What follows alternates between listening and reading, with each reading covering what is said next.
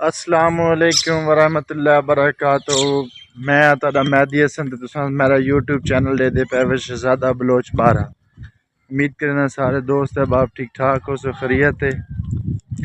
ते सारे को अज मौसम तो काफ़ी सारा बेहतरीन है, काफ़ी सारी बारिश आई है ते जड़ा ना बारिश वगैरह सारी काफ़ी आई है। आज बदल का व्यू चेक करो माशाल्लाह, बहुत खूबसूरत है। दे पे बहुत ज़्यादा व्यू जड़ा ना खूबसूरती दे विच आंदा पे माशाल्लाह।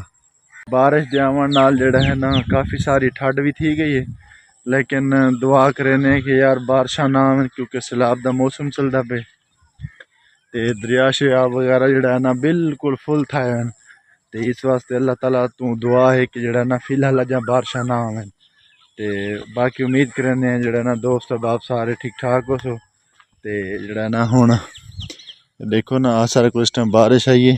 बारिश दे विच जड़ा है ना काफ़ी सारा जड़ा ना पानी खड़ा थी गया है।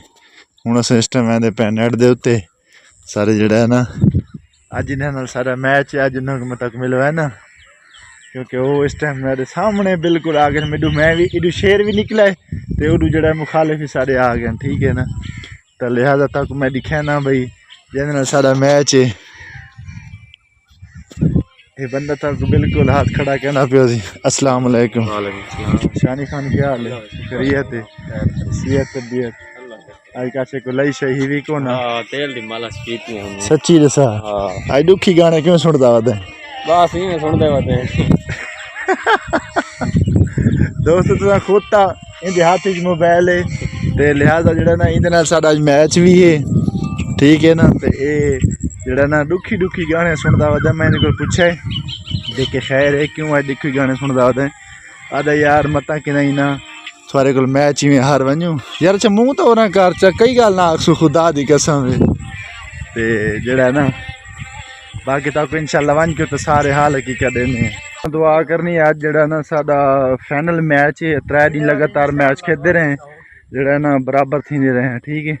ते एक मैच असा जीते हैं, उस तो अलावा जड़ा है ना बाकी मैच जड़े हैं ना आज फाइनल मैच आज फाइनल जड़ा जीत वैसी उन्हें ना उसको इनाम दिता वैसी। तो लिहाजा जड़ा है ना हुण अस फाइनल दे विच वेंदे पे हैं। फाइनल वन के जड़ा देखसूं पे अज जेड़ा जीत गया उसको ट्रॉफी दी वैसे। लिहाजा हुण अस नेट ते पहुंचण वाले पहुंच के थोड़े नाल जड़ा ना डिस्कस मजीद भी करे ने, ठीक हो गया जी। अपना टीम दा जी पहला प्लेयर है ये दूजा मलिक साहब इन ये ही अपना जैद खान हसन खान अली खान बलोच ये है काशी।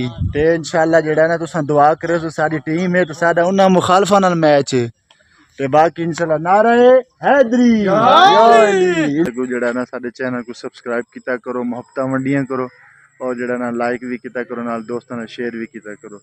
तो मिलदी है नेक्स्ट व्लॉग दे विच। अल्लाह हाफिज़, अपना ख्याल रखना।